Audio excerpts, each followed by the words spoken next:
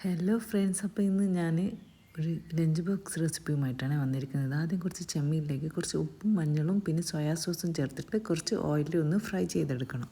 പിന്നെ 3 കോഴിമുട്ടയിൽ കുറച്ച് ഉപ്പും കുരുമുളകും ചേർത്തിട്ട് ഒന്ന് മിക്സ് ചെയ്തതിന് ശേഷം മുട്ട ഒന്ന് സ്ക്രാബിൾ ചെയ്തെടുക്കുക. ഇനി അതേ പാനിലേക്ക് തന്നെ ഞാൻ കുറച്ച് കാബേജ് അരിഞ്ഞത്, ഒരു ഉള്ളി, പിന്നെ കുറച്ച് പയർ, ബീൻസാണ് നല്ലത്, പിന്നെ കുറച്ച് ഒരു ക്യാരറ്റ് ചെറുതായി മുറിച്ചത്, ആവശ്യത്തിന് ഉപ്പും ചേർത്തിട്ട് ഒന്ന് നന്നായിട്ടൊന്ന് വഴറ്റിയെടുക്കുന്നുണ്ട്. ഇനി ഇതിലേക്ക് നമ്മൾ തയ്യാറാക്കി വെച്ച മുട്ട ചേർത്ത് കൊടുക്കും. ഫ്രൈ ചെയ്ത് വെച്ച ചെമ്മീനും പിന്നെ 1.5 കപ്പ് ബസ്മതി റൈസ് വേവിച്ചതും ചേർത്ത് കൊടുക്കാം.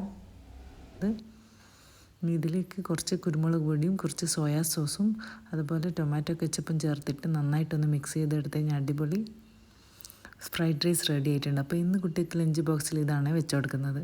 അപ്പോൾ എല്ലാവരും ഇതൊന്ന് ട്രൈ ചെയ്ത് നോക്കുക.